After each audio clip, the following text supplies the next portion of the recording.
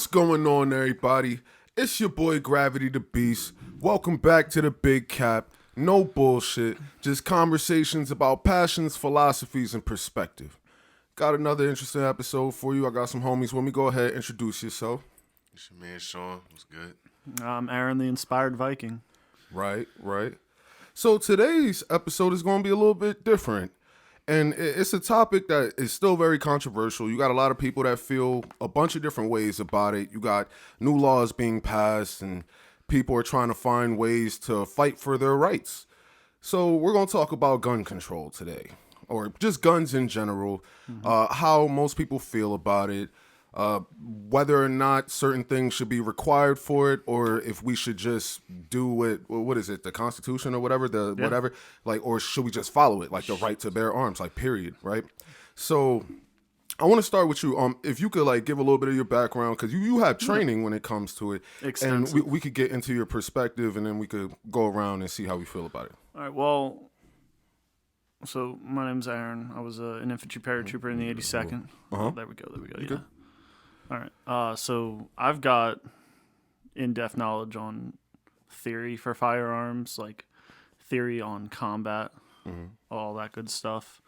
I got hurt, so I never actually got to put any of it in practice. Right. But I definitely got to delve into the politics of firearms in general, not just politics between nations, but like I got the first look, or I guess second look perspective of what happens to a populace that doesn't have guns universally. The Taliban they'd go into towns and slaughter people, and you might have like that one dude that's got a hunting rifle to kill the goats every now and then, and he can't do anything against it. And those, like, most suicide bombings were farmers that had their wife and child chained up and told, you go kill yourself and we let them live. And then when that dude goes over and tries to blow up a bunch of Americans, they go to the wife and say, all right, you go blow yourself up and we let your kid live. And then after that happens, they hand the kid a backpack and say, that guy has candy. He'll give it to you. And that kid walks over there and boop. Boom. Yeah. Like, I can't remember which founding father said it, but with guns in the hands of the people, there will be tragedies. And we see that today. Like, there's mass shootings at schools. There's people murdering their cousins in the street. There are just gunfights in neighborhoods. But the rest of that quote goes, without them, there will be genocide. And we see that in today's world. Hong Kong was getting slaughtered in the streets by China. The Iraq and Iran and all the people affected by, like, ISIS.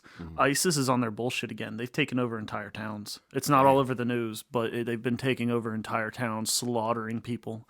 I had a buddy that cleared out Mosul, and the things they are doing to people is just so disgusting.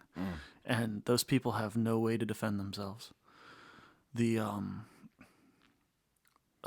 Venezuelan people gave up their rights to guns, and I think 2014-ish, 2012, and they are slaughtered in the streets and incredibly poor. They send one person here to America to work, and that will feed a family of like 12 off of half of a paycheck because of how utterly poor they all are.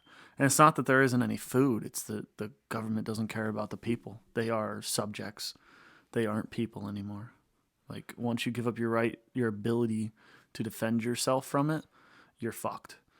So See, and it's really interesting because I feel like, especially in America, right, we don't really acknowledge our privilege as much as we should and how much we're protected, and the fact that we have the rights to bear arms, but most of the time people live their everyday lives, and I would say, like, your average person may not get robbed, get mugged, but then they look on TV and they see a mass shooting and they're like, we need to put a control on guns. But then they're not thinking about just life in general.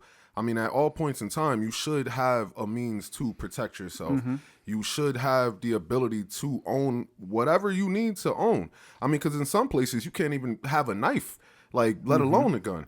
So as far as just being able to exercise that option, it should always be there. And we could look at the results of being in different countries where it isn't the same. Now, there are always certain outliers, so to speak, right? Like you might hear about people talking about certain countries in Europe where they rarely have guns and like the things are the rate of gun violence is down, but then they don't look at other aspects of how it works. And a lot of the time there's a misconception. I can't speak on any particular country, just in passing based got on one.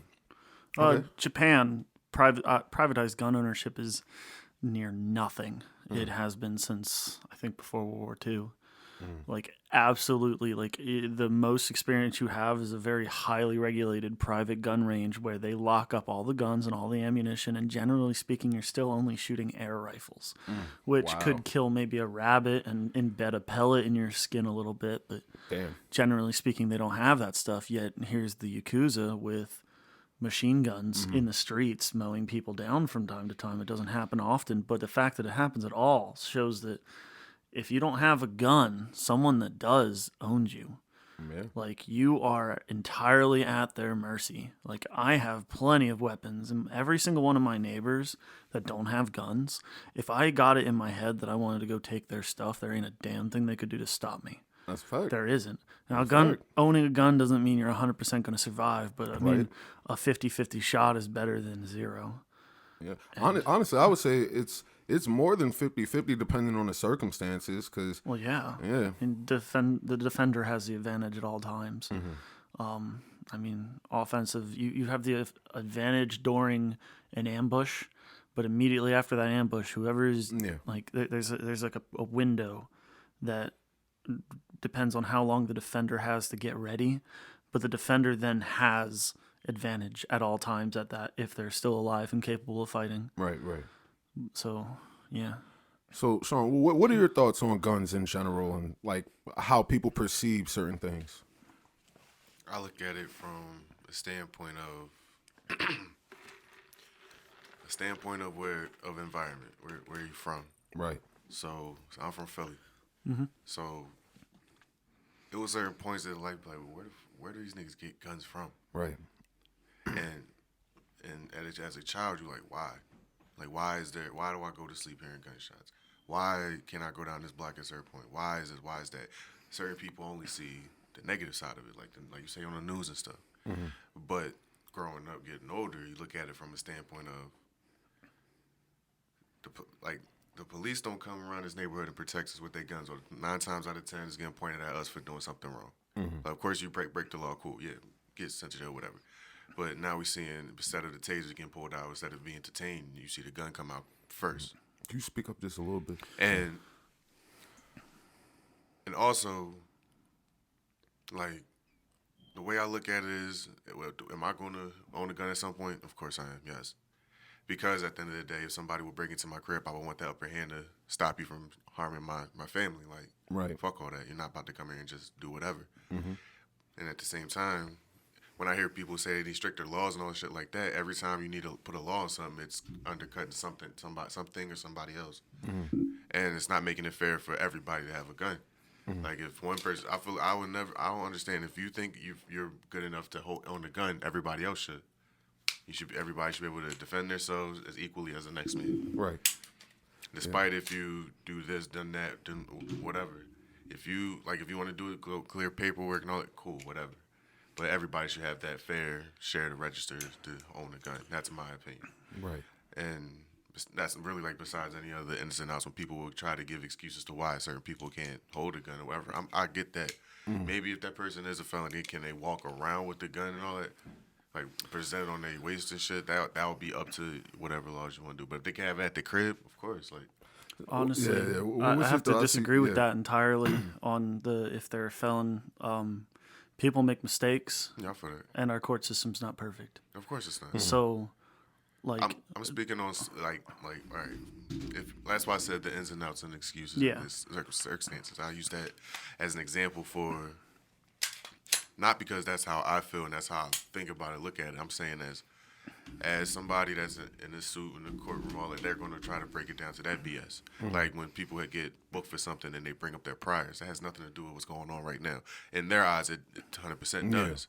But in my eyes, I'm like, all right, this man has done a robbery, he did this and that and the third. You catch him with a couple parking tickets, you trying to throw them back in jail for what? Or something they did something big back then. You do something minute now. You got to do this. So it's like you're basically not letting somebody live. And if you're taking away my way of defense, I can't really fully comfortably live. That's what I'm saying. It's not even just that. My buddy, we just had this conversation last night. He had to sell all his guns a few months ago for money because of COVID. And he had nothing else he could sell that was worth anything. And he didn't want to do it, but he had to. I wish I met him sooner because I would have just given him a loan myself. That dude's definitely stood by me on enough to where that would have been worth it. But right now, he's trying to get new ones because he's back in a financial position where he can not only afford to buy them, but he's comfortable again. And he can't because in, I think he said 2012, he went for mental health help. He had a manic episode or something because of all the different medications they had him on. Wasn't even suicidal, wasn't threatening to hurt anyone, but they put him on the list of this person's a mental health risk. He can't have guns. Dude's totally fucking fine. Dude's got no issues with him. He was in the military. But that's yet another way that they try and take our rights away and our guns away.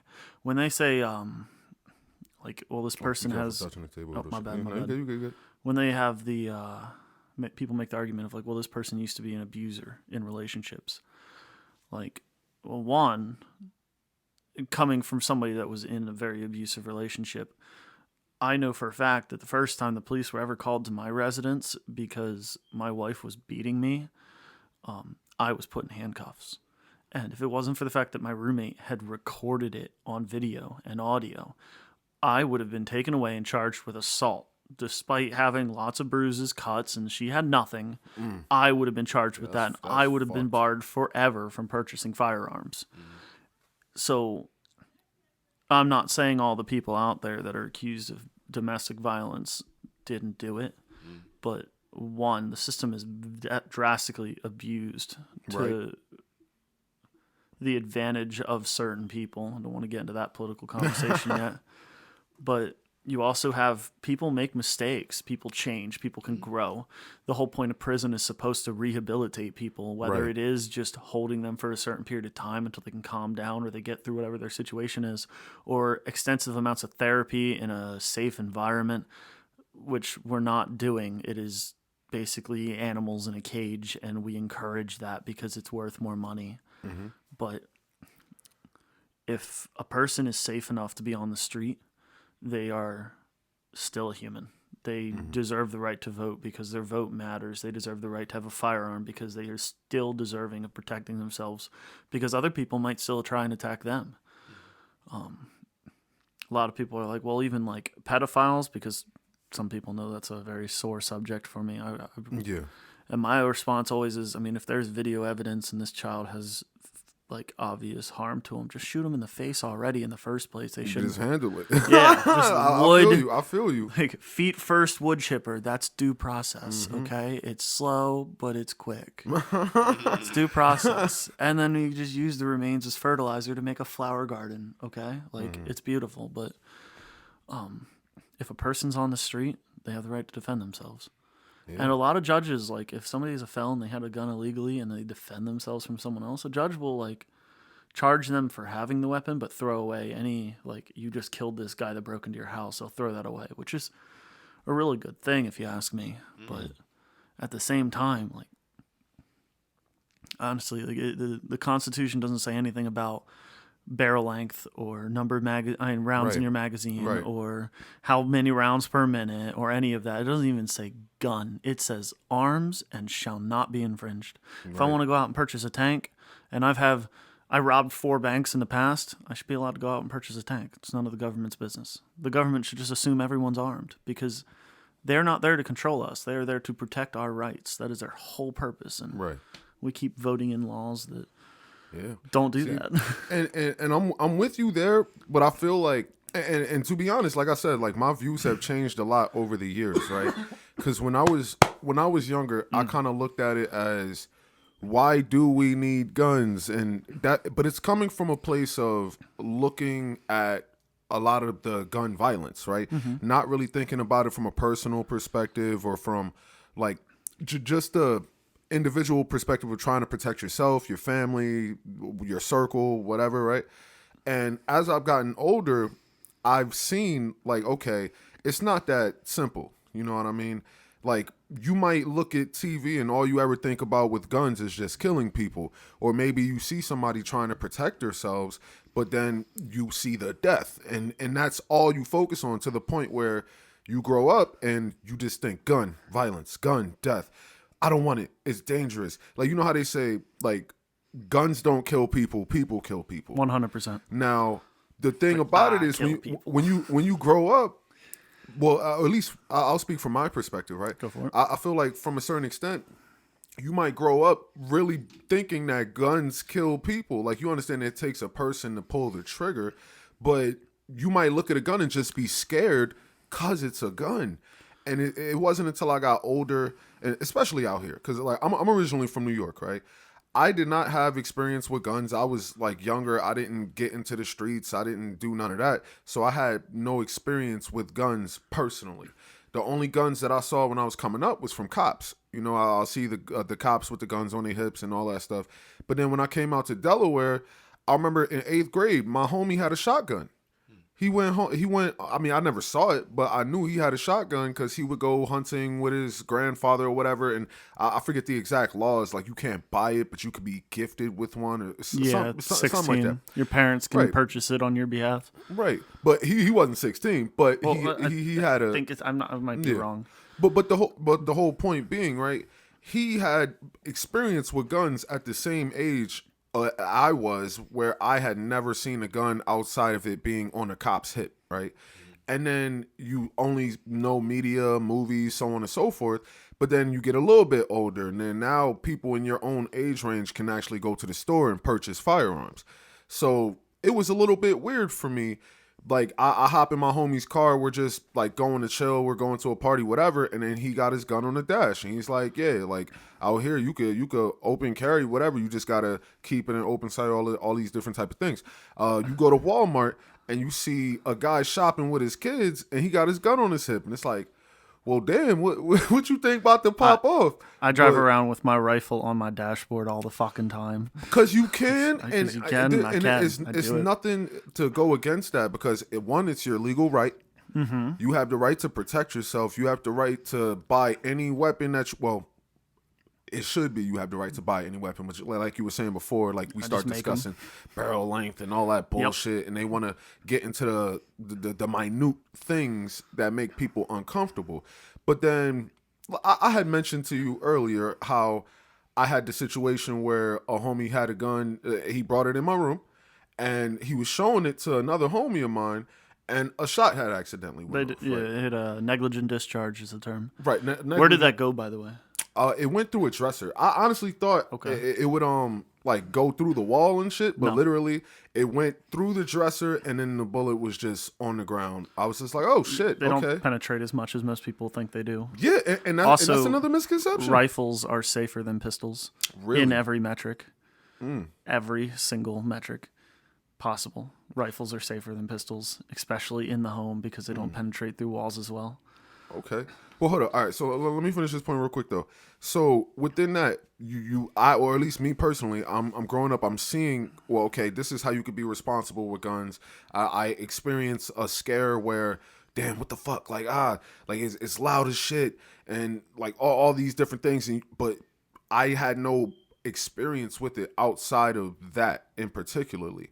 So you get a little bit older, and now you see people that have guns, and they take the gun safety courses, or maybe I forget the exact term, like a tactical gun course, like there's a million and one different names they give those things. Yeah, it could be whatever. But when you realize that a gun is just a tool. It is. It's just a tool, and how you use that tool depends on you, your upbringing, your purpose, your desires to use that tool, and what you want to use it for. It's not what most people think it is. It's not what most people fear. I feel like if more people grew up understanding the purpose of a gun, more people would want to have guns, whether you use it or not. Most people would want to have guns. Like you might grow up like me. I didn't necessarily have my father when I was a child, but I would see other people, they might learn how to box from their dad. You know, they might be young and they learn how to, they'll be like, yeah, put your dukes up and stuff like that, right? We see that, and to some extent, we don't feel no way about it. We just like, yeah, father teaching his son how to defend themselves. But at the same time, what about like people up north, I would say more so because of the stricter gun laws. You might look at the father who gives his son a little 22 or whatever as a 12, 13-year-old and takes him out into the field. They go hunt some small whatever the fuck, right? Yeah. Well, let me not even say we, because I feel differently now, but I would feel most people who grow up in a more strict gun area, you know, would look at that and be like, you gave your child a gun? But then what if that person with the gun is like, yo, you taught your child how to box? You taught your child how to be like, it's just a tool. It's a skill. It's necessary. Being peaceful doesn't mean you're not capable of violence. Right. Being peaceful means you don't actively go out to harm other people. Right. If you are not capable of violence, you are harmless. Yeah, I was about to say, it's the difference between peaceful and harmless. It's the difference between a sheep and a horse. A sheep is going to sit there and take it. They talk about slaughterhouses. A sheep will line up, you cut their throat, and they very quietly walk out into the field and wait to die. Or Damn, I never heard that before. That's wild. Thorn bushes, they evolved. They're essentially carnivorous plants. They catch sheep by attaching to their wool, and the more it struggles, the closer it gets to the middle of the bush. You said what bush? What? Thorn bushes. You said Like thicker bushes they're and like in the essentially woods. carnivore for real? Yeah, so they attach God onto damn. animals, and then that animal will die and decompose right there and give that plant a lot of nutrients. Wow. Like a lot of people don't know that. That's why they don't really need leaves, because they do God that damn. shit. But like it's the difference between a sheep and a horse. Whereas a sheep is going to sit there and take whatever you do to it, more or less. It might struggle a little bit. A horse is going to cave in your chest. Oh yeah. Kick And the it's shit not out. gonna- stomp you out. Yeah, Son. and they're not carnivores. Like they're not going to come after you and actively seek you out to harm you. I Right. mean, you got a crazy horse every now and then, but like they're capable of utterly just wrecking your shit if you fuck with them. Right. Like they're not easy prey. And that's the difference between having a gun and not having a gun, yet still remaining a peaceful person. Is if somebody kicks in my front door, I'm putting multiple shots through the wall because of how I have my house set up and all the cameras and shit. I know where you are, and you're gonna probably fucking die. Right.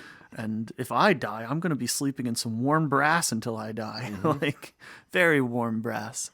But if I kick in one of these gun control people's doors, I now have every single thing in their house. Be like, oh well, I'll just hit you with a golf club. Yeah, good luck with that, buddy. Right. Yeah. Good luck with Baseball that. bat. It doesn't work that way, like at all. And really funny, we had one of the primary gun control politicians in this state. I don't remember his fucking name, but he went to Cabela's to go buy a handgun at like the start of the coronavirus. Because everybody was. It was a whole thing. Everybody, like, I wonder how many people blew their whole stimulus check, multiple stimulus checks on firearms simply because of the fear mongering that was going on. I didn't blow it. I invested it. All right, yeah, better term. But no, so many people did blow it because they don't know what the fuck they're buying. Right. And I put out online on several Facebook groups, like across the country. I'm like, hey, like I know what I'm doing. I know what, like, Yeah. I don't know your local laws, but I know how firearms work, and I will teach you anything you need to know for free. I had people in California calling me in the middle of the night. Right. I had people in Wisconsin. I had people in Ohio. I had some people that were like in fucking Canada asking me questions on what the hell they're supposed to do because they have no fucking clue.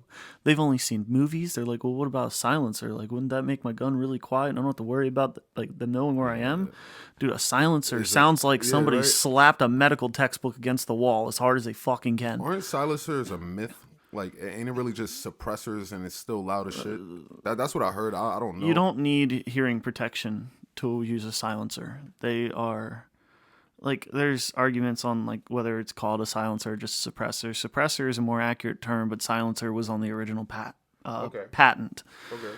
Essentially, what you're doing though is capturing about 90% of the gas that is coming out of the end of your gun and making it stop and cool off before leaving the barrel. and that stops most of the sound as well. Right. There's a bunch of different forms of silencers. I have a loudencer on my shit.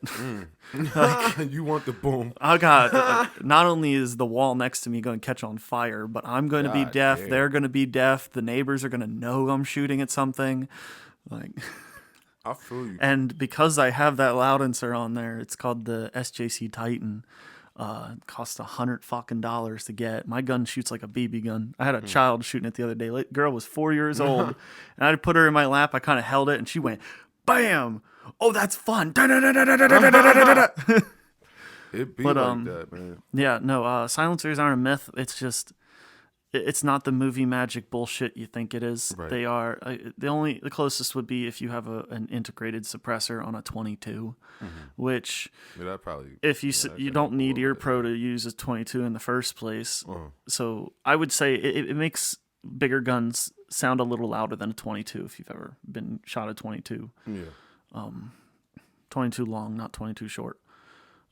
I would say comparable, probably a little louder than that. And then it also depends on what kind of ammo you're using. Like 5.56 doesn't normally come in subsonic ammunition, and if you're shooting sonic ammunition out of a gun with a I silencer, have no idea what you just. how fast the bullet. 5.56 sub- Sorry. Okay, You lost me. the common round for the AR-15 is 223 or 5.56, which is the military version. It's just how much pressure is behind that bullet. Okay. Generally, 5.56 moves a little faster. Generally, they use a little heavier on the bullets, but it's sonic ammunition, which means it goes faster than the sound barrier. So that when you shoot That shit somebody, gonna go boom. it goes by you, and you hear That shit gonna go it's boom, like someone boom. snapping a whip. Yeah. It really is. It's a beautiful sound, but that makes noise no matter what you do. You can Yeah. put a silencer on there, but you're still gonna hear that crack. You break the sound barrier. This ain't shit you could do to suppress Yeah, that. so- Like, that shit is wild.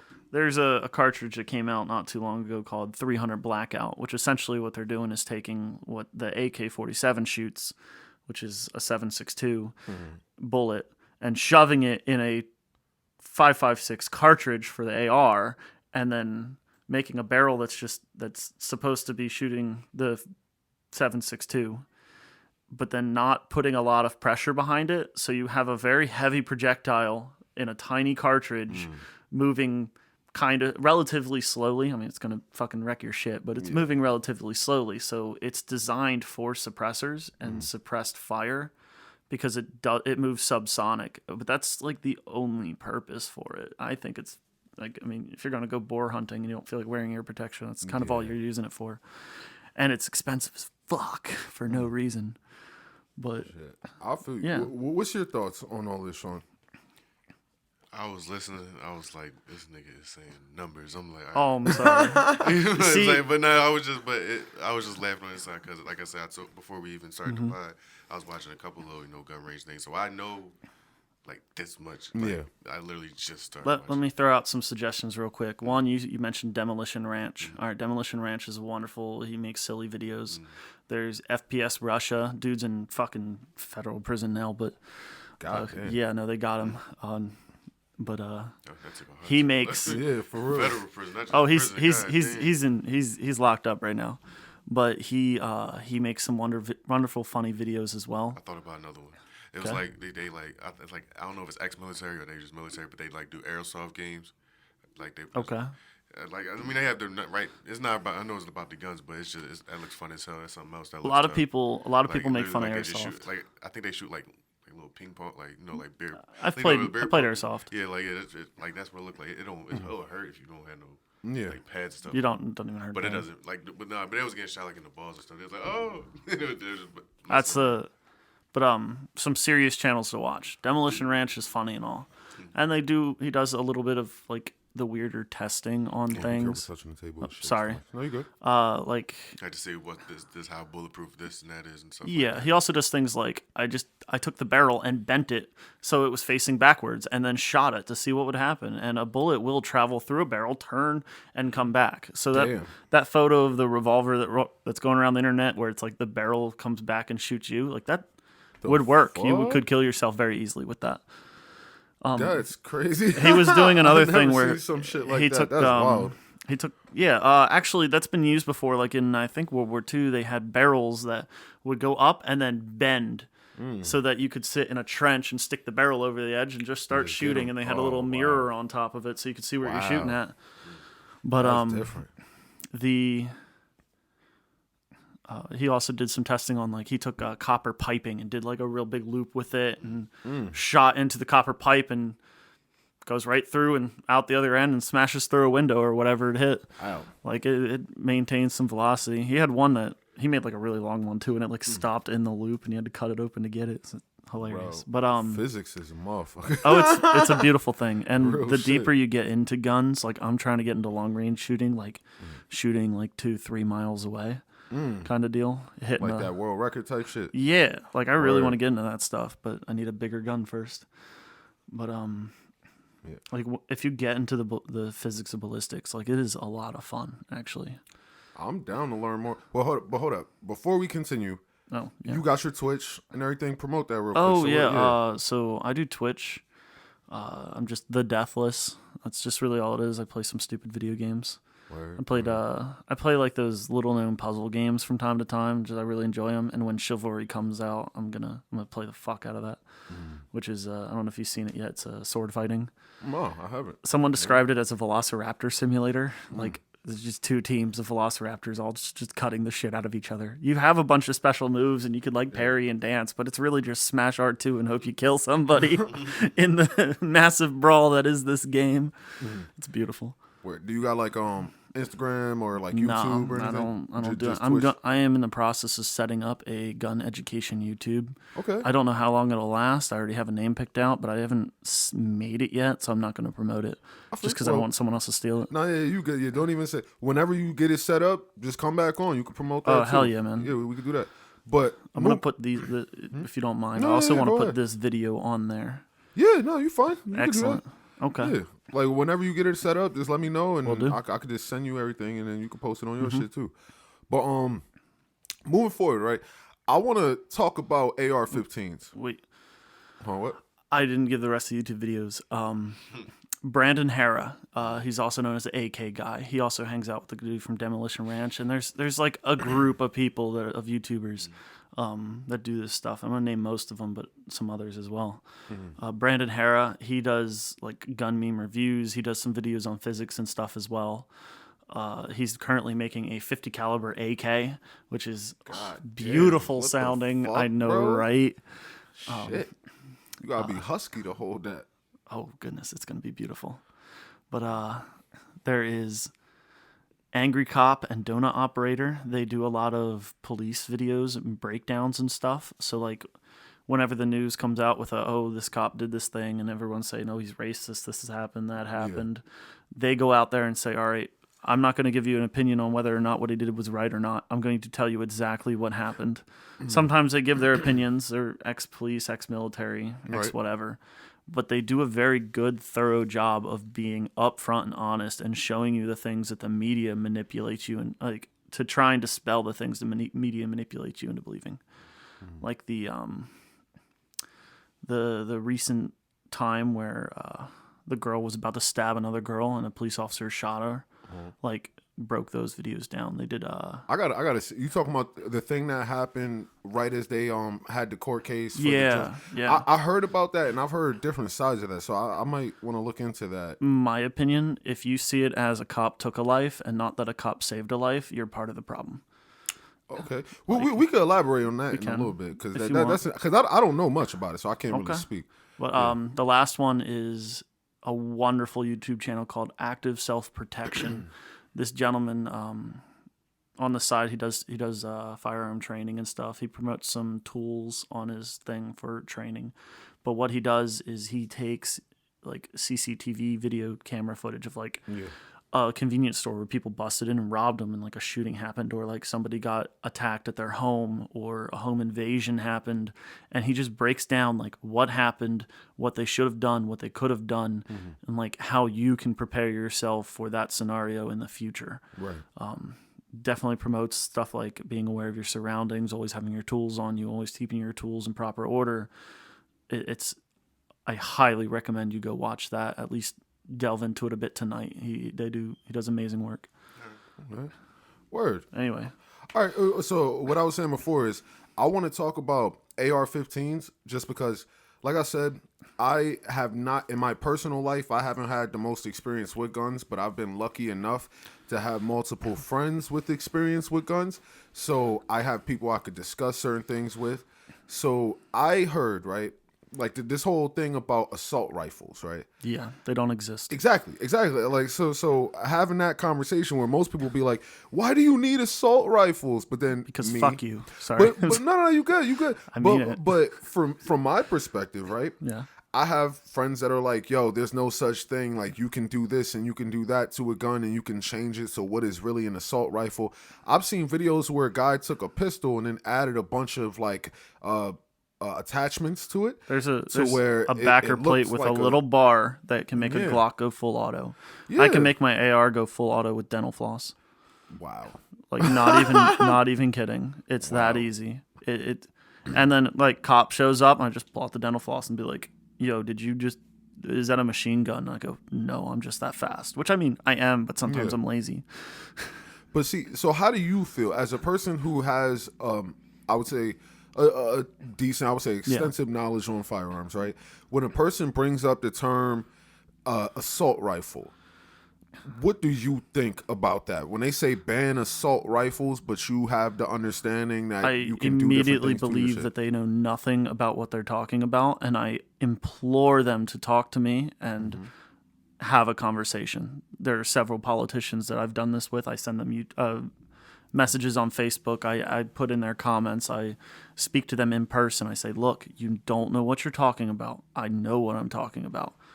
At least a hell of a lot more than you do. And I would like to talk to you because there is a violence problem in our country. Yeah. And your laws are not only not going to solve the violence problem, they're going to make it worse.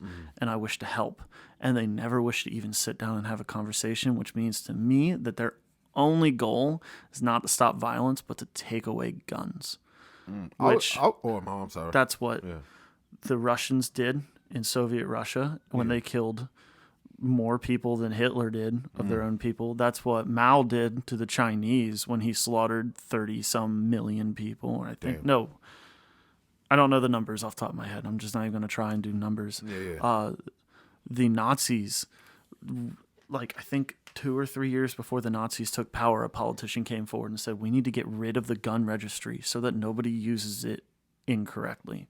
It is too much power, too much knowledge. We need to get rid of it."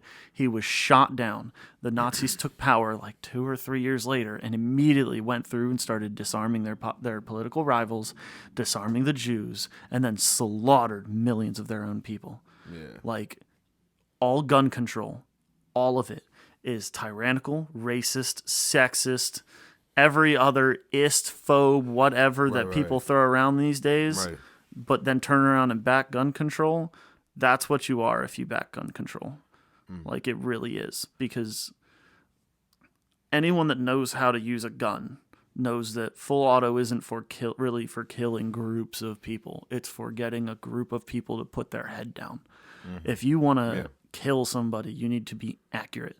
Not like accuracy through volume has a place, but it's not from one person. It's from a whole team of people shooting. Right. So, See, and tell me how you feel about this analogy, both of y'all, right? go for it. I feel as though using the term gun control would be similar to saying gym control or like rock control. And what I mean by that, right, is at the end of the day, a gun is a tool. Yep. A man had to make the gun and learn how to use the gun, become accurate with the gun.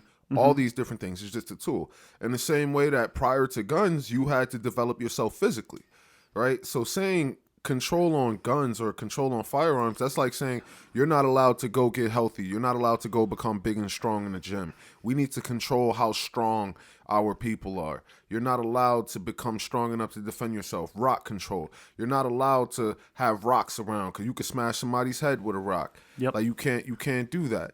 And like And that's, when I was younger, I didn't look at it that way, but I see it more so now. It's like if a guy goes to the gym and works out every day, gets super buff and strong, he has the ability to knock you the fuck out. I mean, if he's like agile, fast, accurate. Sure. Same with a weapon, right?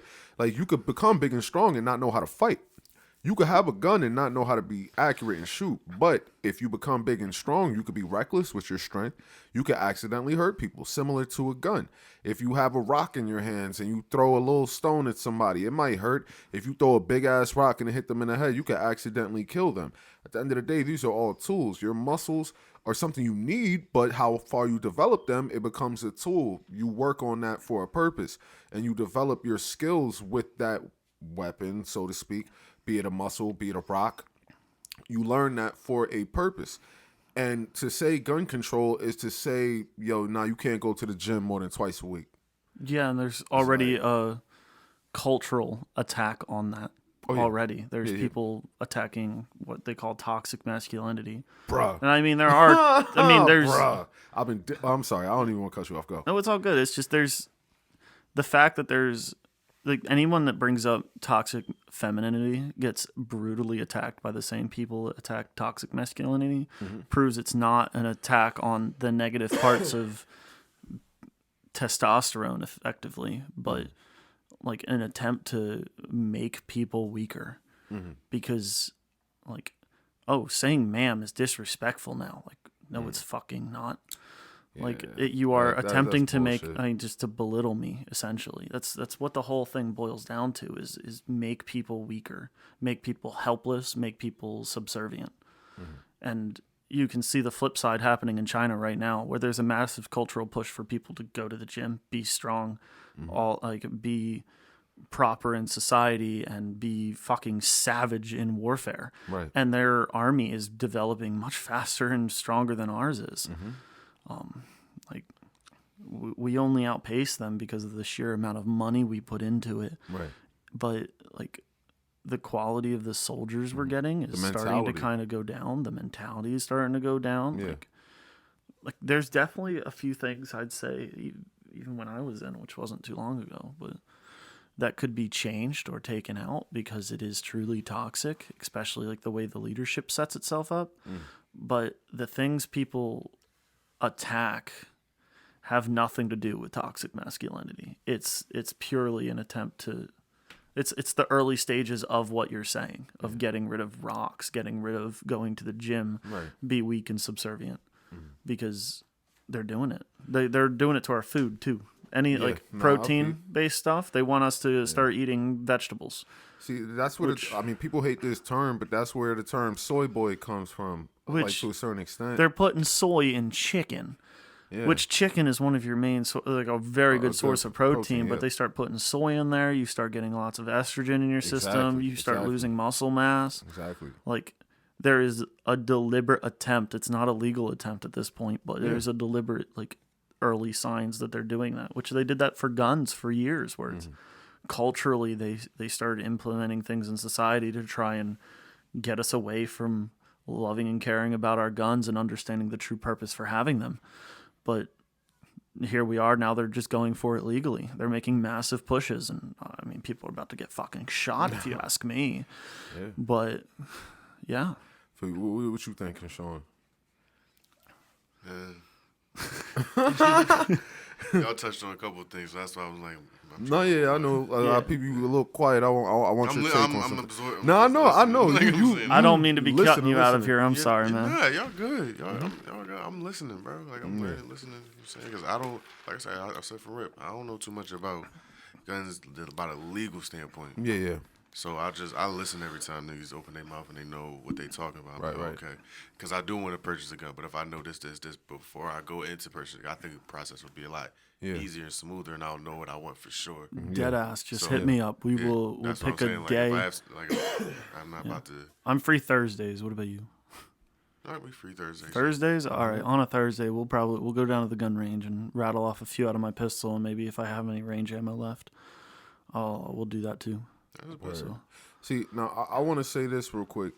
I don't like the term toxic masculinity. okay. Because personally, I feel as though, I mean, within anything, you have good and bad. but I feel like toxic masculinity has been used as a generalized term to fight masculinity. Period. Yeah, that's what I was saying. I agree with Yeah. you entirely. It's Yeah. it's completely bullshit. Like, Yeah. Like I don't like when we say toxic, because then, like, it's like, and I might be misusing this word, but I think it's that effeminization of people in general, but especially of men and within American society. We are like, we're folding to a certain extent as far as how we move. Like, we're not acknowledging that we move in a certain way as men, and we've gotten to a certain level of success because of how we are masculine strong men. Yeah. Exactly. And we're lowering the rate of masculine men to the point, and it goes into how societies work policies to a certain extent. Whereas you got a lot of kids growing up in single parent households, single mom households, we're not having proper examples of being men. And There's no women in the teaching system. There's no women in they grow up their whole young adult life without a male at all. Yeah. They might be lucky to have a male gym teacher, and Right. that's 30 minutes of their day twice a week. Right. Like, it's long term effects that go into that. So, like, imagine being a child, right? You grow up, and at the age of 9, 10, you go out in the woods with your dad. He gives you a little 22 and he teaches you how to shoot. And then you get up a little older and you go hunting, and now you go bring some food home to the family. You grow up understanding guns. You respect the gun. You respect the power that you hold with that weapon, and you understand it. And you grow up teaching your child that. And you grow up with a certain amount of masculinity, regardless if it's just going out and being active, trying to learn how to provide, learning how to hunt, do X, Y, and Z, whatever, right? But then when we remove that from our upbringing, right, you never learn how to use a gun. Whether your father wasn't masculine or you grew up without a father, you probably grow up more emotional. And then you get to an age where, like, let's say you do have a father, but he wasn't the best example, but that father has a gun. I feel like that child is more likely to get emotional and want to use the gun and abuse the power. What's your thoughts on that? education is key. Agreed. You keep saying the phrase "a gun is a tool," and Yes. honestly, I can't agree with you more there. I recently started learning professional welding. Like, it's not using stick welding in my basement with my shitty $200 welding box I got from Harbor Freight, but an actual, like, I could sit there and run a continuous bead for about 20 minutes before this thing is like, yo, you need to take a break. I needed to cool down for a bit. Yeah. And that's very dangerous. It's deadly. I am running so much electricity through a single point that it is creating superheated plasma that instantly, and I mean instantly, melts steel and fuses. It makes one piece, multiple pieces, one piece of steel. Like, literally, that's the entirety of what welding is. It's not gluing stuff together. You are creating one piece of metal out of two. And if it creates a lot of light, I mean, literally just half a second, you'll go blind if you aren't wearing your protective eye gear. protection, yeah.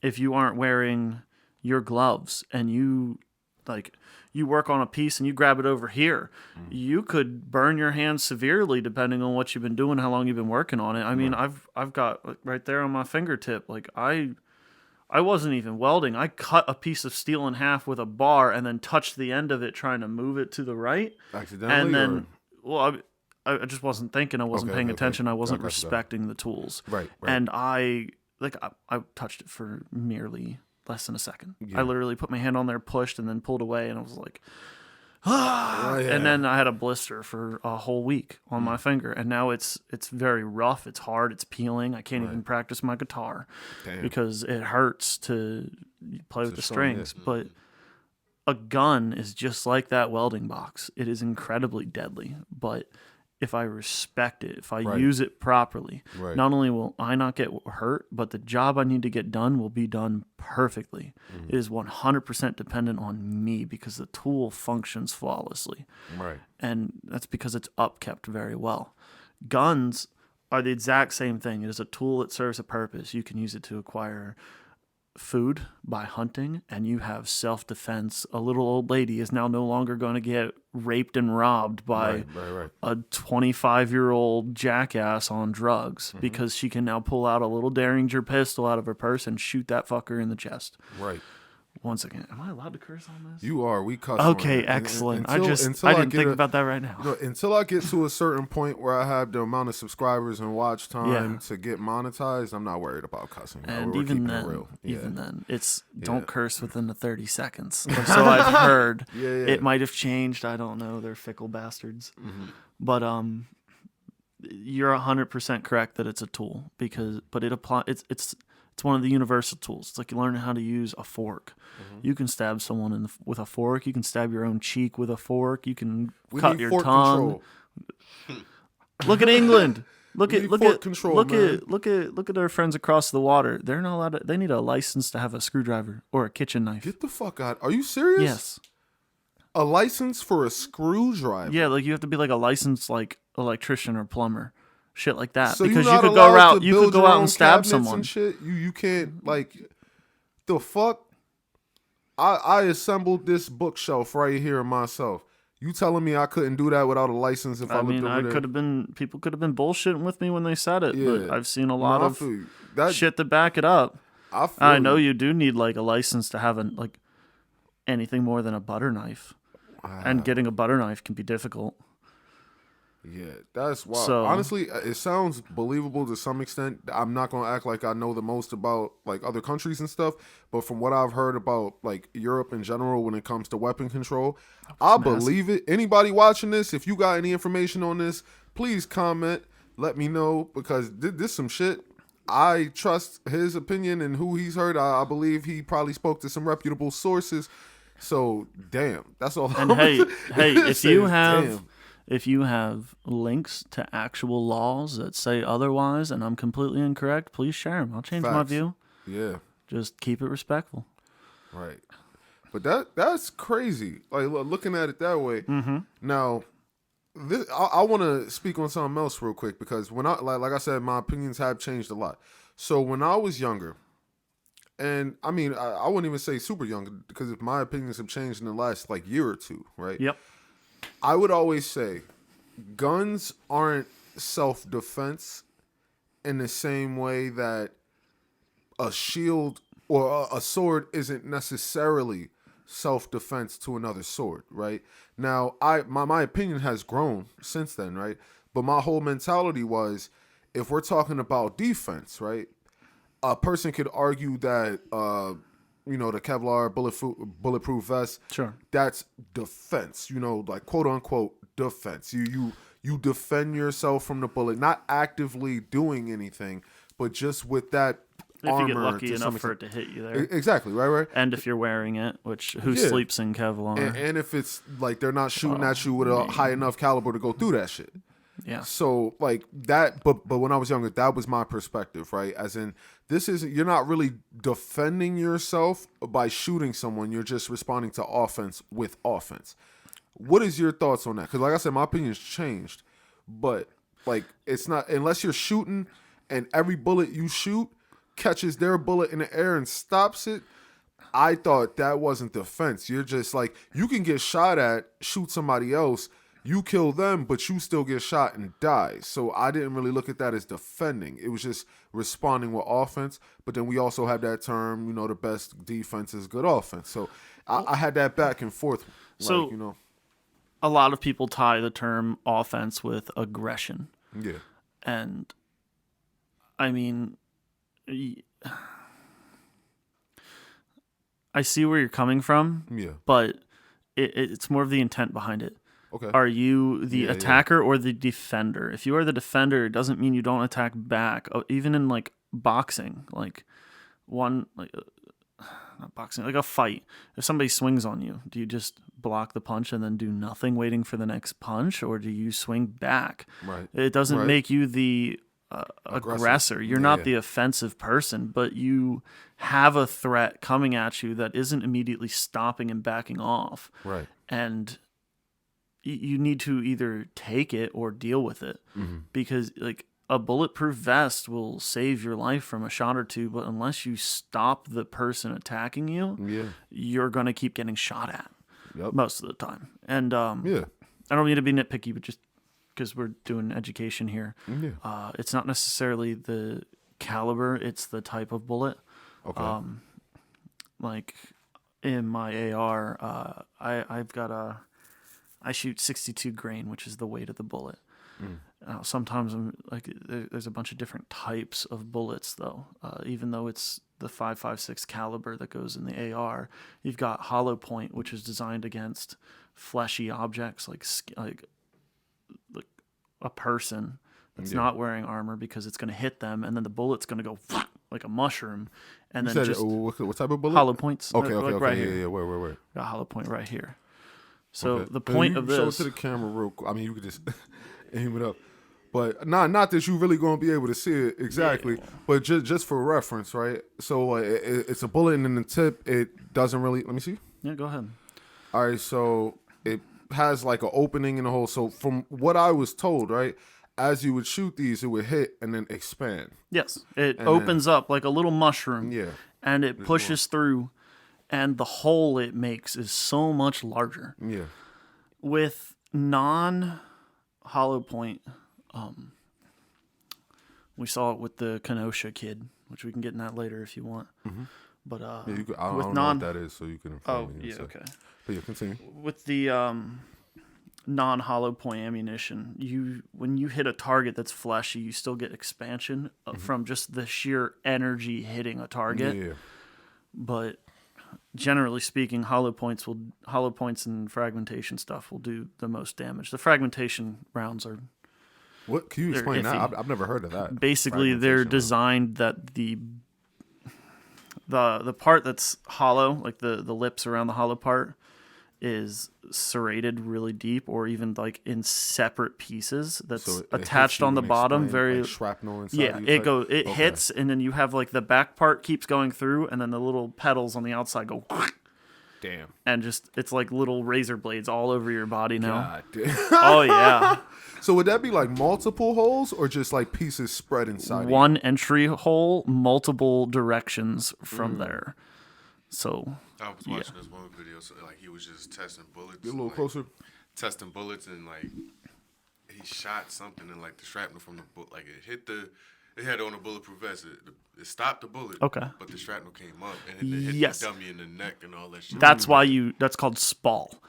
Never use steel armor. It is terrible. Steel armor has Oh, a yeah, place. No, I remember he was trying it on like a titanium something. Titanium vest or Yeah. titanium block. Like I think made like an Iron Man suit just to see if Okay. it was bulletproof, and he shot different bullets. Yeah. And it went from a 22 to a 4.5 to a 9mm. So that's shit not ricocheted exactly what I'm everywhere, talking didn't it? about. Yeah. Oh, you're taking a shot? All right. I'm going to actually pull up a picture for you while you guys do that. Yeah, go ahead. Yeah. If you text me the picture, I could add it into the pod. Will do. All right. So these are called RIP rounds. A lot of people think they're a joke, but this is what I mean. So that is designed where it's basically a bunch of little tiny petals, knife petals, going in all different directions of your body after it hits you. That looked like a screwdriver head or some shit, or some type of like wrench or some bullshit. That looked dangerous. There's a lot of arguments on whether like how they fly, how well they hold together, how well they break apart. Yeah. I mean, I've seen a lot of ballistic tests where they like shoot it into gel, and I mean, I wouldn't want to fucking get shot by that. Yeah. Because a doctor's got his fucking work cut out for him after that. But I mean, I'd still rather be shot than that but then stabbed. That's just me. Getting stabbed sucks. Oh my goodness. I hope you don't I want it. never have to deal with that. Oh god. Hope I never have to deal with that ever. Because that'd be some bullshit. Back to different types of ammunition. You've got the hollow points that expand. That's an extreme hollow point, so it's also kind of an exception. But then you have called full jacket, which, and I'm mostly speaking for 5.56 here, where it's basically you have lead covered completely by copper, or maybe there's just like a hole on the bottom where you can still see the copper, and that's where they pour it in, or whatever they do to manufacture it. Sometimes you just have a solid lead bullet as well. Yeah.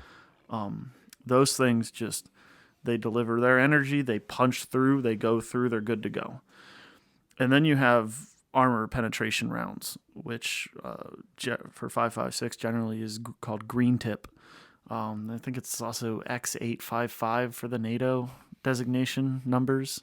Yeah. But it's got a little steel or tungsten core on the inside. So that copper on the outside, it hits a target, the copper expands, and then that little piece of steel punches right, just keeps on going. Just keep going. It goes right through it. So, I mean, body armor, it depends on how fast that projectile hits, but if they're using the right ammo, that shit could go right through there, whether it's regardless of caliber. But just so anybody knows, level 4 ceramics is what you need if you need armor. If you're not doing a vest, there's like soft armor you can get. Stops like the smaller bullets, like pistol rounds, general pistol rounds. They still hurt like a fucking bitch. I bet. But like you'll be alive better than the other one. You might have internal bleeding, but you're not going to have an internal hole. Yeah. Soft, like any armor is better than no armor, but if you're going to go for plates, like I have ballistic ceramic plates, get ceramic level 4 plates, because if you get steel plates, I mean, they're going to stop the bullet, and then that bullet, like you said, is going to spall, which means it's just going to hit and then break apart into a million pieces and go outwards. And if you're sitting there shooting back, they hit you square in the chest. Now your biceps are completely covered in metal, your chin is and neck is completely fucked up. Gosh. And I mean, it probably won't kill you, but it's going to fucking hurt, and that is not something you want to feel on top of just getting punched in the chest by a round. Which a ceramic plate, it's gonna hit and it's gonna catch it, and that plate's gonna start to break and fracture. They can only take so many hits, whereas a steel plate, honestly, it can take more hits, but I don't want that shit in my neck. Yeah. So I feel you. there's ways to mitigate it, like the material they make the vest out of, and like they put a coating over top of the steel, but that only goes so far. Whereas a ceramic plate is going to catch that bullet, and I've never heard of spall being a problem for ceramic plates. So don't get steel. I highly suggest Hoplite Defense, because they refuse to sell to police and military as well. They sell solely to civilians, and they're making some excellent full body armor right now. That shit's awesome. They're making thighs plates next, and they just finished making shoulder pauldrons, which I'm really thinking about getting me some. Hey, I'm with you. But I want to ask you this now, right? Okay. What is your opinion on the gun training for police officers? And It needs to be better. 100%. I agree with you there. Yeah. But like, all right, for example, right? I forget what exact case it was recently, right? But there was a cop that Pulled a gun instead of a taser and shot the dude in the chest. Yeah, I'm well aware. So what's your thoughts on that? And she was like a 25-year veteran. Yeah, so you're in the heat of the moment, right? I mean, personally, me, knowing if I was in their position, we know this guy. We know he has warrants because he has violently attacked people with firearms, and he has Are a you history. talking about that specific case? Yes. Correct me if I'm wrong. I heard that it was like some type of misunderstanding. I could be wrong. So, all right, explain. If it was a misunderstanding, he wouldn't have tried to hop in the car and run like that. Well, I feel you there, but I heard it was like, and I could be I'm misremembering, but I've seen multiple videos, and I remember when I first brought it up, I had seen one video that explained it a certain way, but then my friend had heard a different story, and we were going back and forth. Donut Operator does an excellent video on it. I highly suggest you just watch that. All right, so elaborate on your side. We don't gotta go. From my perspective, yeah, knowing this person has a potential to be violent at a moment's notice, because they have a history of violence. Granted, like you said before, a person, all because they have a history of violence doesn't mean they did something wrong now. Right. However, it does change how if they're showing a pattern, you need to pay attention to that pattern. That pattern still matters. Agreed. It doesn't mean that they're not capable of changing, but consequences of your actions, you now have a pattern that people need to accommodate for when dealing with you in the future. Right. So this guy has a history of being violent. He also has a history of keeping his gun in his car. and this guy hops in his car after they're trying to arrest him, one, your car now becomes a very heavy bullet that can easily kill Right. several people there. Two, you can't just let this guy go because he has a warrant out for being incredibly violent. Like, a lot of people are like, well, just let him go and pick him up later. Well, it's not that easy. And Hold up, I just gotta say this one thing. yeah, The story I heard was that he had warrants out because it was something where he had gotten sent something with the courts, but they sent it to the wrong address, and that's why he got the wrong warrant. And like I was saying, I could have heard some complete bullshit. I know but the media that's put why. out several lies and assumptions about the situation Yeah. very early on. They do that all the time. But continue. I just want to say that. No, just I get it. remembered, I don't remember the exact specifics. I Yeah. just know that he was wanted for being violent, and the violence involved a gun. And that does bring up a certain mindset and Yes. conditioning that you got to keep in mind when you're approaching the situation. Personally, he runs and hops in his car, Mm-hmm. and now he has control of a vehicle, which I don't know why they didn't turn it off and take the keys immediately. Right. Which, I mean, that's a mistake on their part, because that's what I would have done, especially since you're about to arrest him and tow the vehicle. He shouldn't. Those keys should have been taken. But he gets in the car, and if I had prior knowledge, I wouldn't fuck around with a taser, because tasers are not 100% effective. Neither is a bullet, but a bullet is much more effective. And the last time I talked to someone about this, they're like, well, that's because you're racist and he's black. It's like, no, I would do that regardless. His actions, which I believe black people should be held accountable for their actions just as much as everyone else. Right. His actions dictate to me that he has the capability and the past, the history of following through with violence. Yeah. So I'm going to treat him as if he could be violent at a moment's notice. I wouldn't fuck around with a taser. I'm going to pull a gun on him and say, you fucking do anything stupid, and I'm just pulling the trigger. Because it's my life or his at that point. And while some people say blue lives don't matter, cops are still fucking human. Yeah. In the heat of a moment like that, your muscle memory is what you're relying on. Your training becomes your muscle memory, and your body will automatically do whatever it is it thinks is best to survive. Training is designed to teach your body what to do when you can't think straight. Right. Like breaching and clearing rooms. That shit goes to hell in a handbasket the moment that door opens.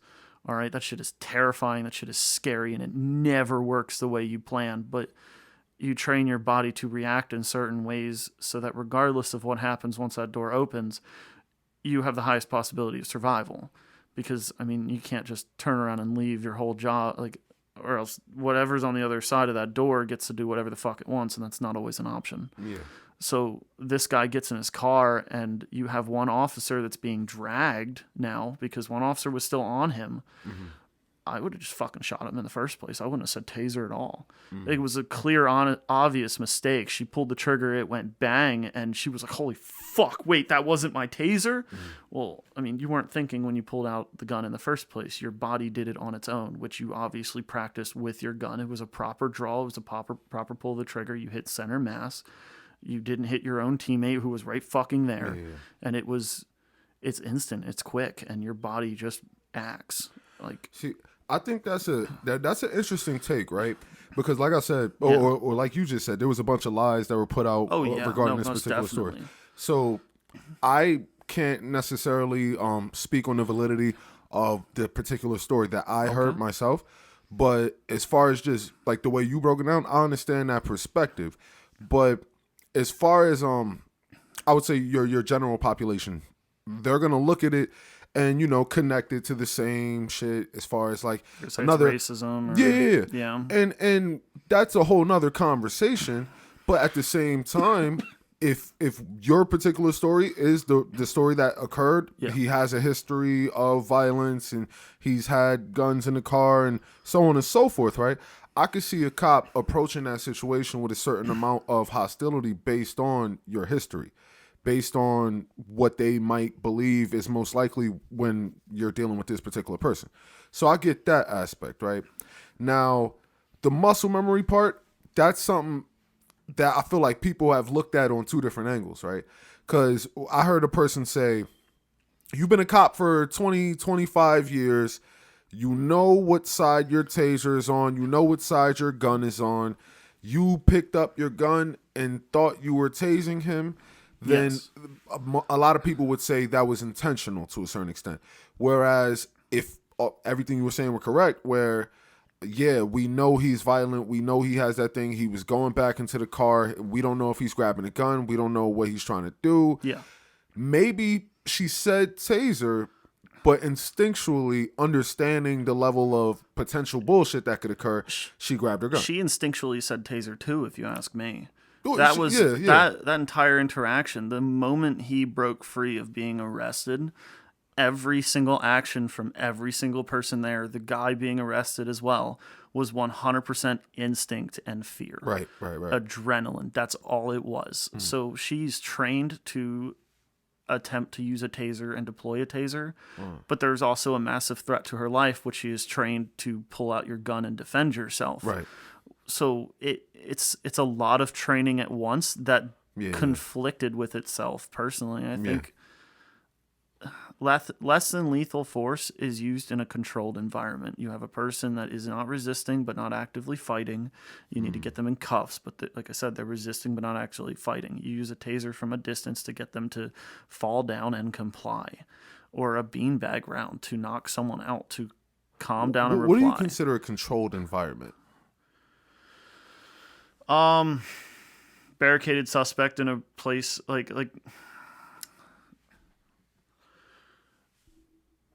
there's not an immediate threat to your life. So the guys in the car, a running vehicle, might have a gun in the passenger seat or area within reach. That's not a controlled environment. Yeah. But a suspect with a gun that's backed into an alley, they have, or not a gun, a knife. Sorry, a knife backed into an alley. He needs to take that 3 to 5 second dash to get to you. That's controlled.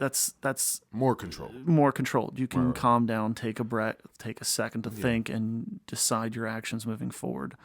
The one that comes into my mind right now is barricaded suspect in a coffee joint, and he had used chairs to make a small little barricade, but he had a knife as well.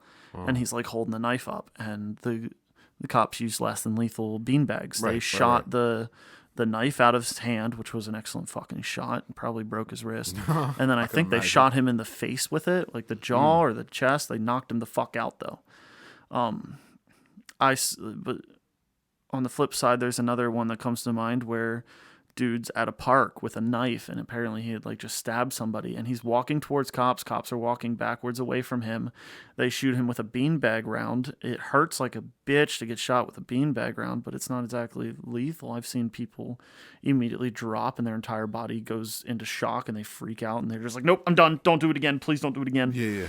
And this guy, though, he took it, got angry, grabbed a lady that he was walking by because it wasn't a controlled environment, and started to saw at her neck. Oh, God. And she had a kid right there with her. So they then took out their guns and lit him the fuck up, which As they should. they should have lit him the fuck up in the first place. That lady could have lived. But they're fucking around with less than lethal because people don't understand how these situations work. They go their entire lives never having so much as a slap fight with a friend on a playground. They're 40 years old, never been in a single physical altercation. They don't respect violence. They don't respect violence. Like, I'm not a violent person in the sense that I'm not going to go out to attack anyone. I don't have any plans to go forward and kill anyone. But if somebody is to kick in my front door, the term is violence of action. I will be loud and aggressive in ways that some of the people I know will never think that I'm capable of. And most people don't even think they're capable of that. until you're in a situation. Yeah. But without training, it's and especially with like you have fight or flight. Yeah. Or so freeze. many fight, flight, or no, freezing is your brain saying, I don't know what the fuck to do right now. Yeah. And that's also a possibility. I don't think I freeze, and I've had that proven to me a couple times. Right. Had a dude fucking point a shotgun at my face the other day, and I very calmly handled that situation. Let me tell you what. Everyone's alive, but I mean, like the violence of action that is possible is like you don't have to be a bad guy to use violence. You can be a good guy and be violent. I agree. Which I don't like using the term good guy or bad guy because it's so very subjective to the situation, but at the same time it applies. But people just don't understand. Like they're like, "Well, why didn't you use your taser?" Because tasers don't always work. Oh, well, why would they shoot this guy? Like there was the guy that took a cop's taser and then went to shoot the cop with it, and the cop shot him. And everyone's like, "Oh, he shot this guy in the back." No, he did. Not really.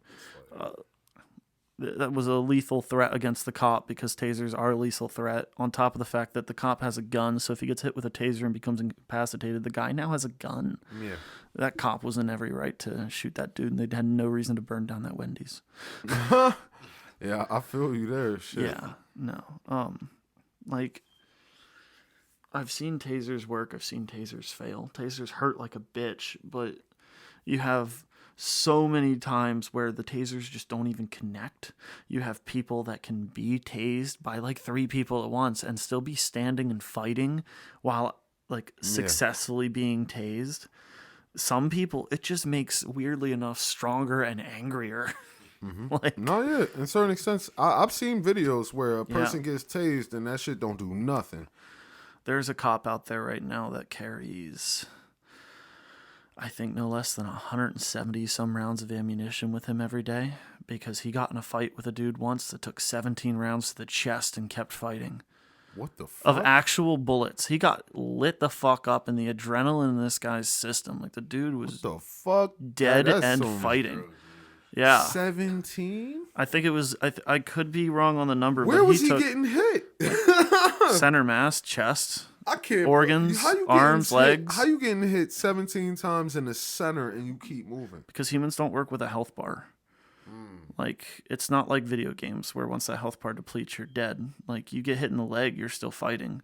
I've seen a dude get hit in the gut. Center, bro. I mean, you get hit in the lung right here. I mean, you don't need to. You can go several minutes without breathing. It doesn't kill you instantly. You get hit in the heart. Through it type. Yeah, like the dude didn't drop until he hit his off button, which by that I mean they shot him in the specific spot in your face that just crumples you. Yeah. But I mean, I've seen you can get domed in the head and still be fighting. What the like fuck? a brain shot isn't bro? a brain shot isn't necessarily a death sentence, and especially not an immediate one. Like, I think the number is 7 minutes. If you are bleeding, you have 7 minutes to stop the bleeding, or you're dead. Like, and from like a legitimate artery, right? Yeah. Like, you lose a leg, you got to cut that off within 7 minutes, or you will bleed out. But you're not going to bleed out immediately. So it's just there's so much to it. The human body is so weak yet so persistent at all times. It's terrifying and beautiful, but yeah, less than lethal isn't a good option most of the time. It really isn't. That lady, honestly, if I was in her shoes, I would have just fucking shot the guy because he has a history of having a gun in the car, and if there's a chance there is a gun, you treat it as if there is a gun until you know personally checked otherwise. All guns, you treat them as if they are loaded until you personally check otherwise.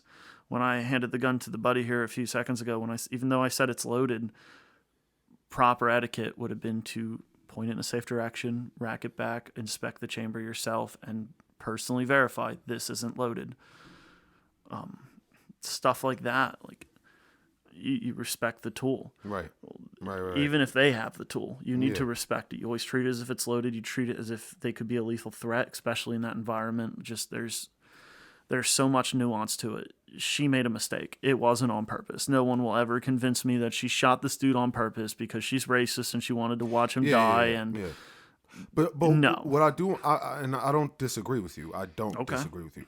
But I feel like a lot of the issues when it comes to looking at it, like just when you see just the video, right? And you don't have accurate details of everything prior, accurate details of the person, it's so easy to skew the narrative, and it's so easy to play with the story, Yeah, right? Because it is. like if a person, like the story I heard was that he only had warrants out because they sent some type of paperwork to a wrong house, and since he didn't respond, they put a warrant out.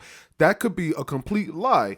And in the same way you said that he had the history of having guns in the car, I never once heard that. So a person who heard the initial story that I heard might be like, damn, like he shouldn't have even had a warrant out. They stopped him for whatever they stopped him for a warrant. He got caught up.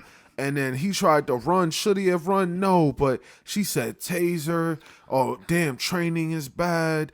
And she's a veteran. How did you not know what she was great? But when you bring it up from your perspective, where it's like, okay, we know this guy has a history of violence. Even without all that, like he right then and there, he broke free from being arrested. Like he was complying up until that point, completely fine, calmly, just listening, complying, had his hand behind his back.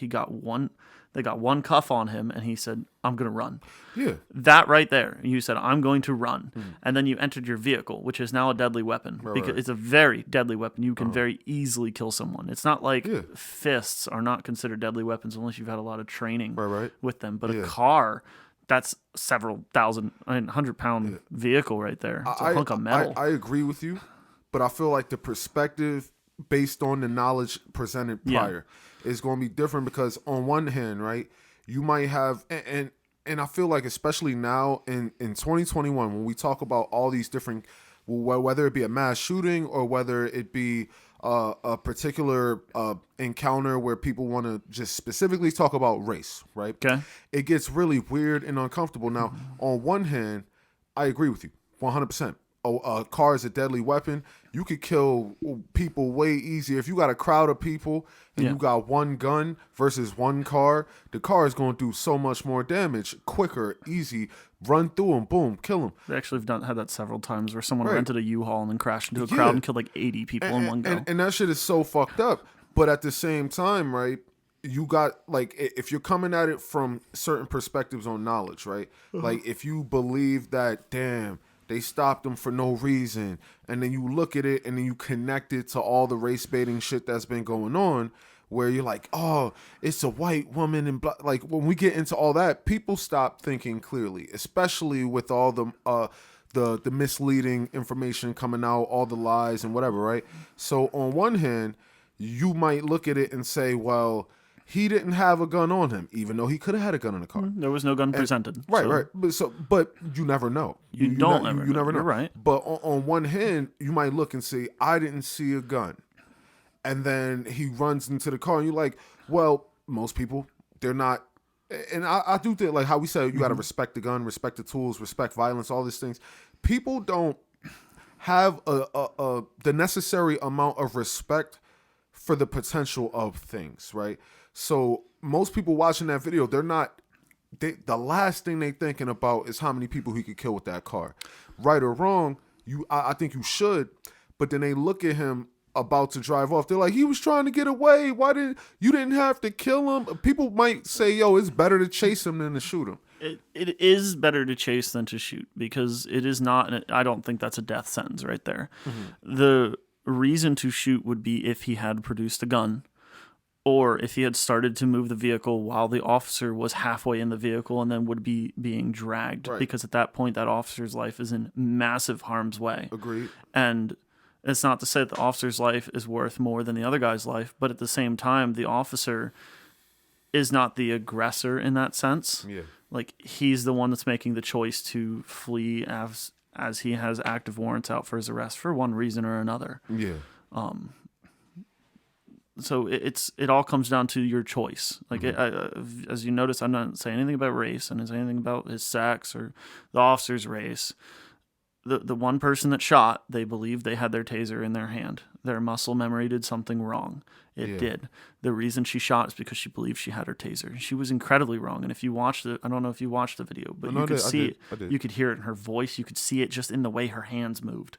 Immediately after shooting, it wasn't shoot and then draw on target again. It was shoot, holy shit, what is this? Yeah. Like, that wasn't correct. people have been pulling up photos online. Like, can you tell the difference between this taser and this gun? It's like, That's I not don't applicable there. like Yeah. the way it feels in your hand. You have that comfortable, familiar feeling of your gun. That's what she trained with. That's what she knows, and that's what her body went off of. Which the training to train with your gun and not to automatically pull out the gun and use it is what you need. Not automatically pull out a taser and use it, because one, it's in your non-dominant hands, so you're not as likely to get the shot off. Which is why I say you need it to be in a more controlled environment, because you need to take the time to switch hands unless you're ambidextrous. But you need the time to sit there and line up a proper shot, hit a good spot, nice center mass, because if it's even slightly off, the taser's useless anyway. You might as well just not used it.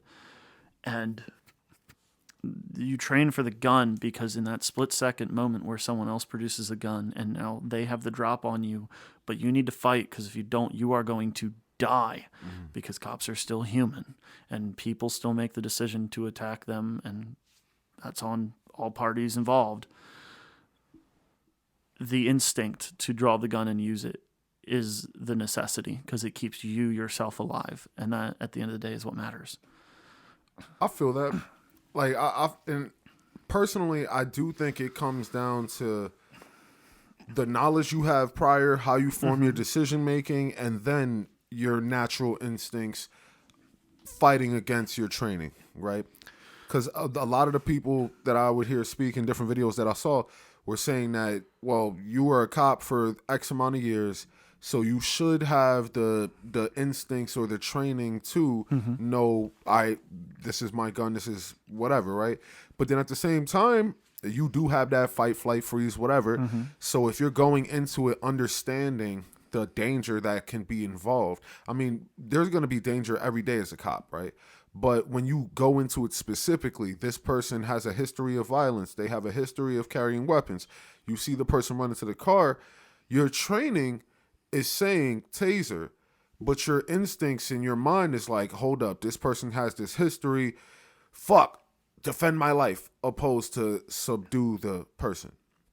And that's where it comes back and forth. Because if you know this person has that history and you truly feared for your life, I see it, but then that goes into the whole other conversation of a lot of cops being pussy nowadays, and they're not understanding the risk, and they're ready to protect their lives over protect the citizen. There was a lot of mistakes done there, if you ask me. Yeah. I said before, like, they didn't take the keys out of the car. Those keys should have been nowhere near that car. I'm with you, yeah. The lady walked away while they were still arresting him. They didn't have him secure and in the vehicle. It was one person at that point. The other person wasn't paying attention and started to walk away.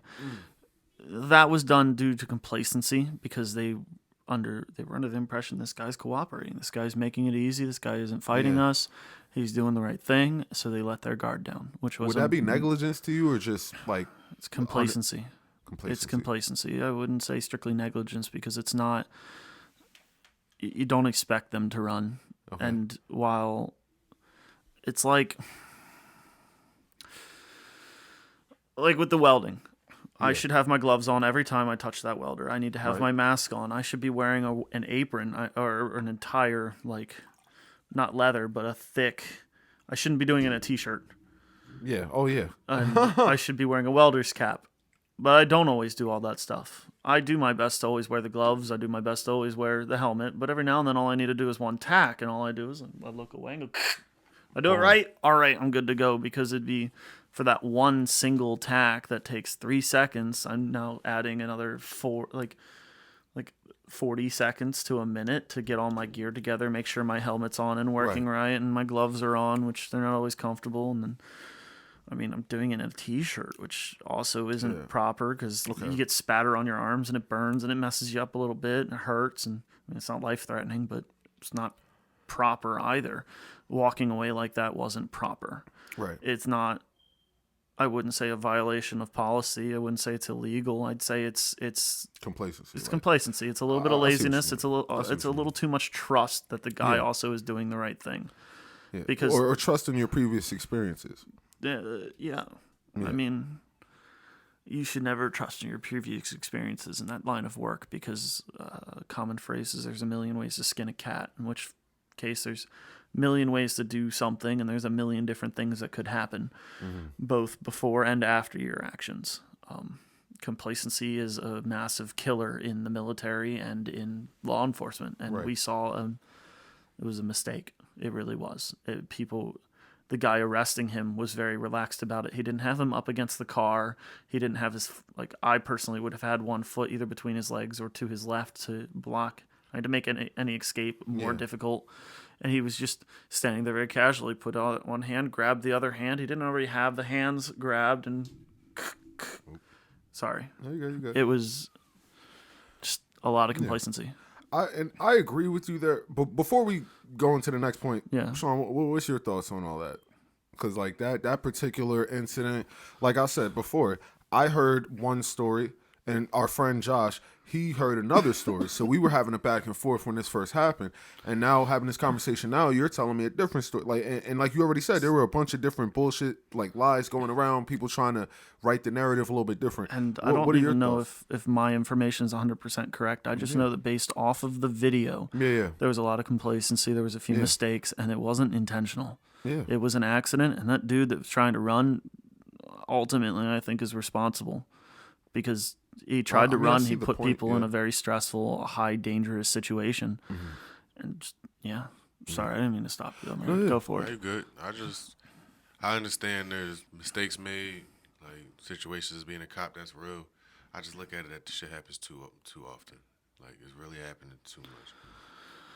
Like as in what they highlight and put on the screen to show everybody. You feel me? Now that's intentional. Yeah. The media is your enemy. I understand that, but I'm just saying, like, just that by itself, it's just like, all right, again. Yeah. You're showing us again. It's like, when are you going to see, like, or break it down to see what happened? Like, instead of just, this person did this wrong, that person's the wrong person. Like, break the whole situation down. We had a rally yesterday. Just one. I'm sorry, not to cut you off. I just want to say, when it comes to that, I feel where you're coming from, but my thing is, most people aren't researchers. Most people don't know how to properly research things. So when it comes to these type of things, it is so easy. That's why like race baiting is so like strong. Like whether it be the media, whether it be specific companies in particular, they try to shape narratives to make us look at each other crazy, to make us want to fight each other. And when it comes to certain shit, like when we look at the George Floyd situation, well, obviously this cop had the knee on the neck. It was fucked up. Like he shouldn't have done that. But no, he didn't. It was on his back. Or well, I don't remember exactly. But that came out in the court case. That it was primarily on his back. Okay, it was on his back. But the point being, right? If you have a situation where a person is more, if the consensus is this person was in the wrong, you can't compare that to every individual situation and say just because this black person got hurt here, this black person got hurt here, you can't, or whether it be Hispanic or whatever, any race, we can't just look at that and say, okay, this is happening too much without looking at the details of each individual situation. And when it comes into looking at the media is like on a large scale, right? The media's job is to keep your attention, not necessarily to properly inform you. And that's the issue, because if a person watches one news station in the South or whatever is the primary in the South, and then watch one news station in the North and watch one in the West, and then state to state, city to city, it's going to change. Whether you're more conservative, you're more liberal, you have a higher Hispanic population, Asian population, white population, black population, it's going to change to fit whatever the population is. They want to keep your attention. So when it comes down to these stories, I look at it and be like, damn, another black person died. That's one of my first things that I see, like visually. But after that, it's no conversation, not really. It's no research. People hear the story. They see the share on Facebook with a quick article. They see a title and they see the clickbait, and they don't ask, all right, wait, hold up. This person got shot by the cops, but did you know that he fucking had a shootout with him first, ran away, and then like shit like that. Now, every scenario is going to be different, but we got to remember to look further into it to understand the details. Like with this one particular situation we were talking about just now, multiple stories getting put out. So you're going to have multiple people feeling multiple different ways. White, black, Hispanic, Asian, regardless of your particular creed, color, whatever, you're going to look at the situation. One person might be like, damn, they keep killing black people. But then you're going to have that other person that be like, well, what did he do?